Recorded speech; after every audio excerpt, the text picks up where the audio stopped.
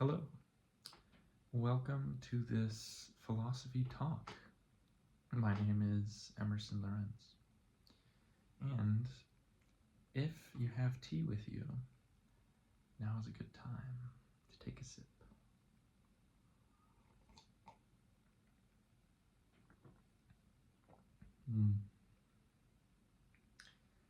I love the calming aura that tea provides. So, today I'd like to talk to you about this. What is this?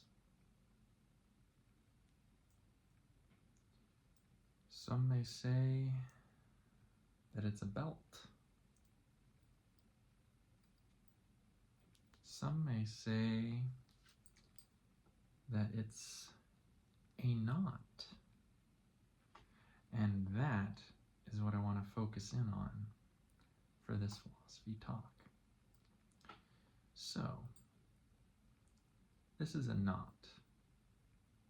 I think we can all agree on that. But what does a knot represent in the grand scheme of our lives and the self?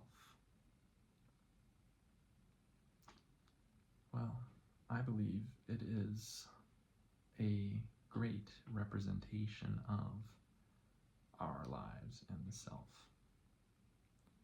And what specifically does the knot represent about that? Well, if you think of the entire belt as the stream of consciousness, then you can think of the knot as a focus or a node of consciousness.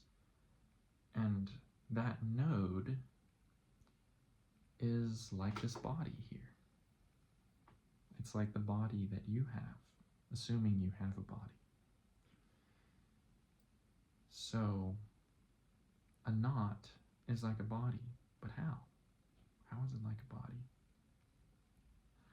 Well, look at what's happened. We've taken the stream of consciousness and we've knotted it. What does it mean to knot something?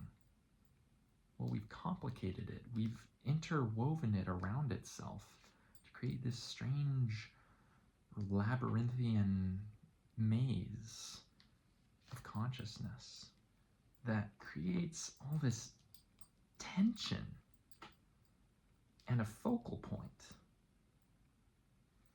around the entire stream.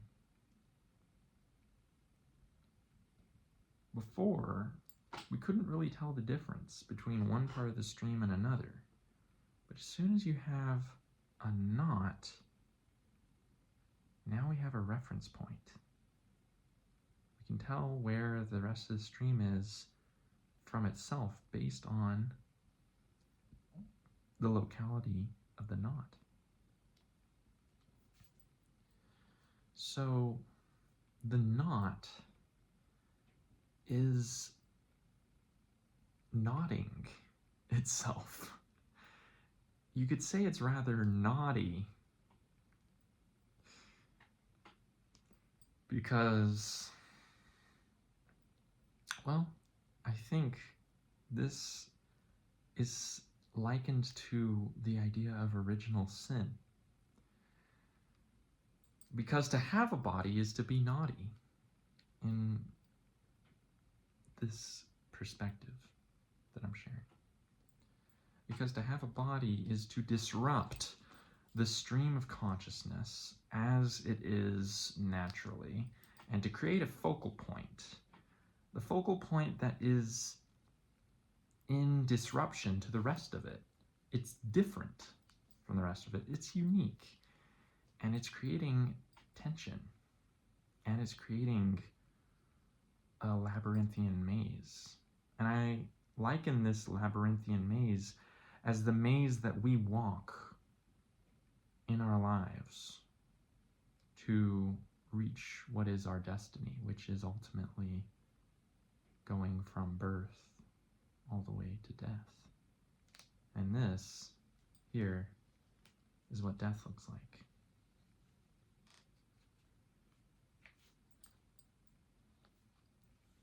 Oh. Now the consciousness just realizes, oh, I was never a knot. I was the whole stream, the whole time. And there's no pain anymore, no suffering, and no locality, no self to speak of. I am everything. Everything is the self. If there is a self, it is the allness that is me, this whole stream that is unencumbered by reference points or dimensionality. It is infinite, infinite potential.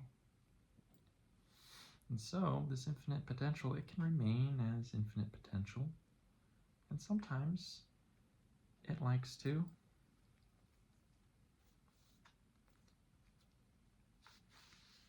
get naughty.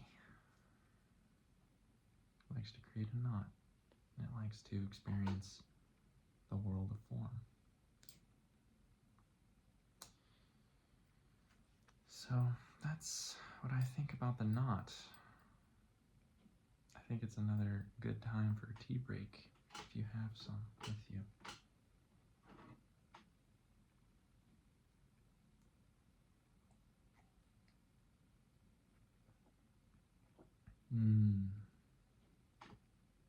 That's a good knot.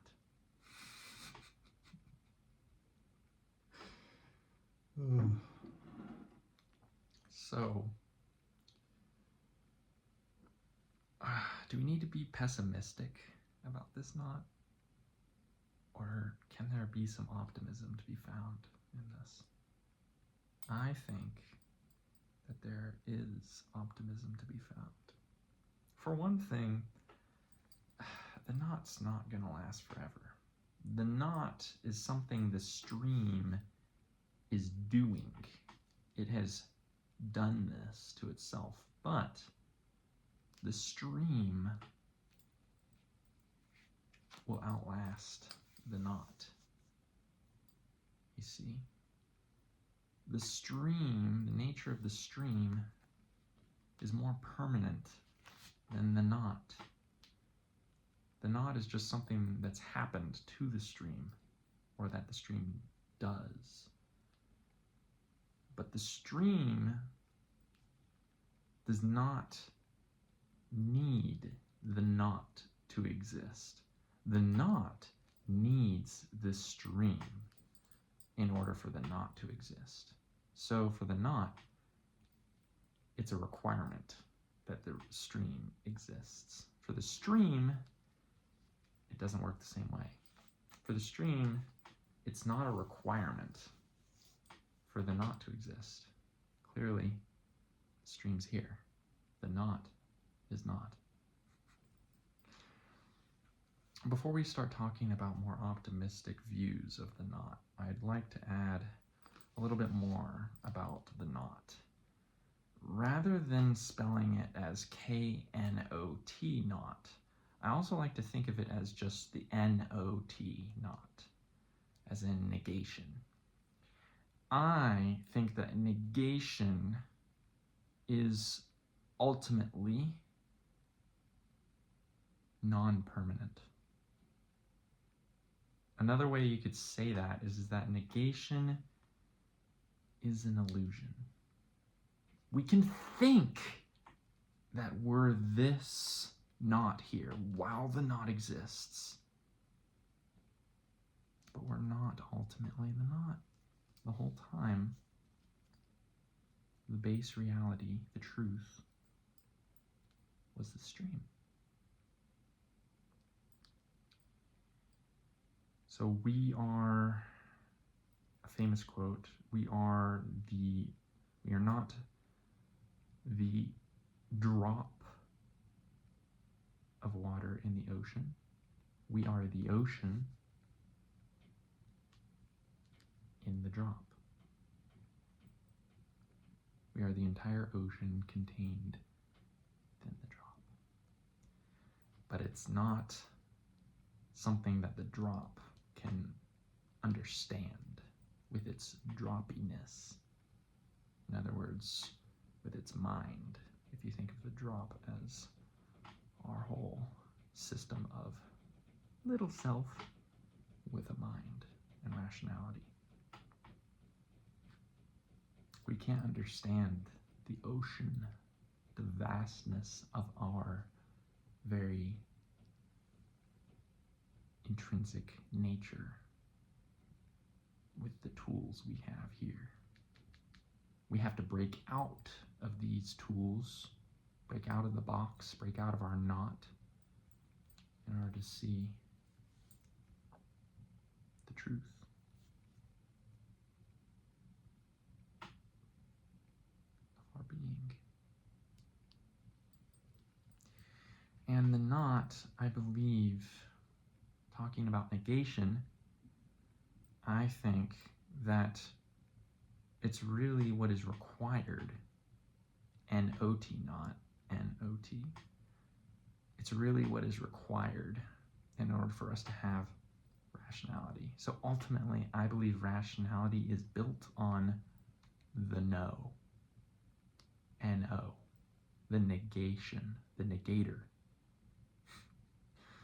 I feel like I'm making up words, but hopefully the point gets across that rationality, ultimately, it's not truthful. So is it really rational? If you need a no, if you need a negation in order to create rationality, isn't that just like the opposite of truth, negation? Where this whole thing is the truth, the not is the negation in it. Does the not know more than the truth?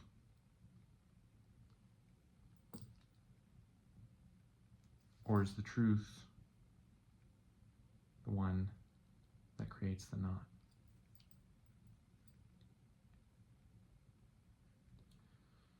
And so we can think all that we wish about what the truth is, but those thoughts are built on negation, thus built on illusion, thus built on impermanence, which ultimately cannot fathom the permanence, the ultimate truth, the stream, the one, the source, the numinous ground. All of these are names that have been given to our true self.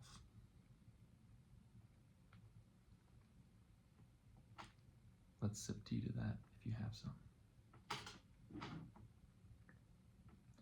Pinkies up, if you dare.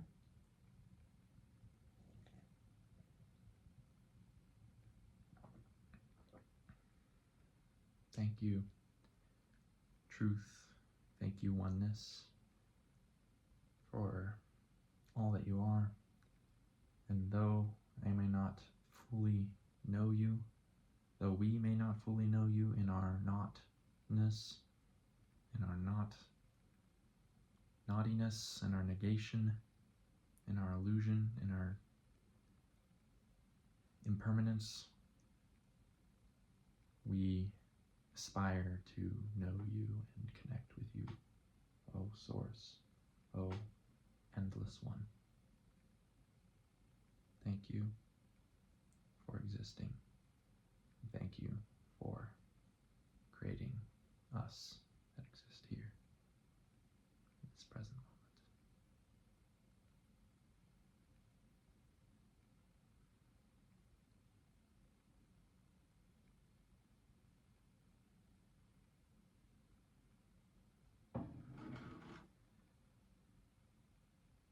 So, returning to optimism, I believe there is some optimism here, because though this is an illusion, we can appreciate it for what it is. Even in all of our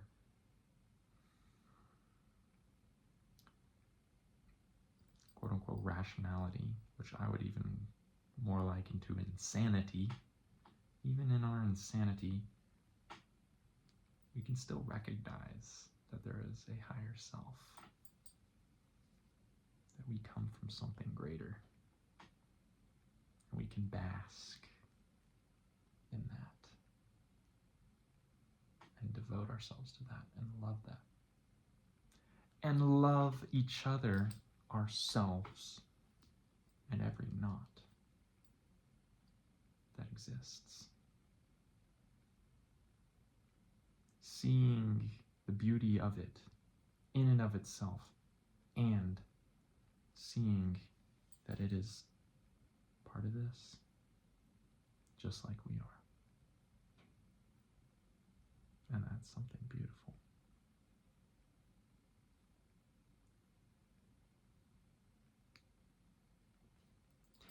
And this isn't the only knot that we can create. It's fun to create different knots.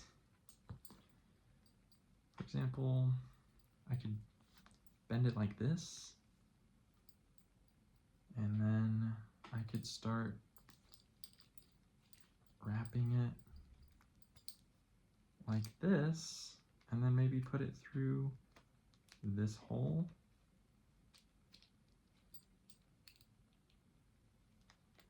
Like this. I'm not a knot expert, but something like that, right? That's a different knot than the last knot, just like we're all different from each other. We're all different, unique knots, and we can all appreciate our unique knot that we are.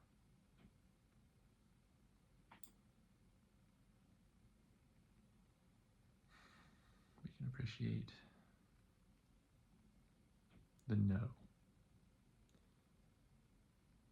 and also remain in or come back to the truth of who we are in all its glory. Because in totality, this whole thing, this is the truth. It's the stream, yes. And look, there's a knot in it. It's the stream and the knot. That is the whole truth. And that's something cool, if you ask me.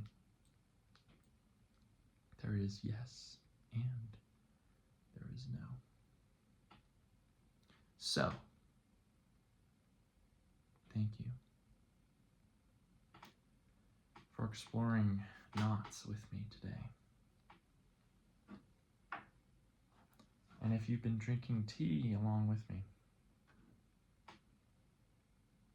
toast.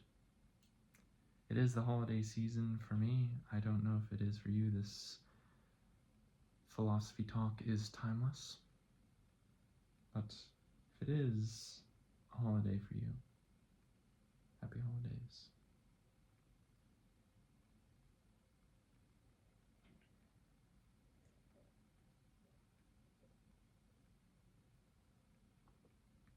Cheers.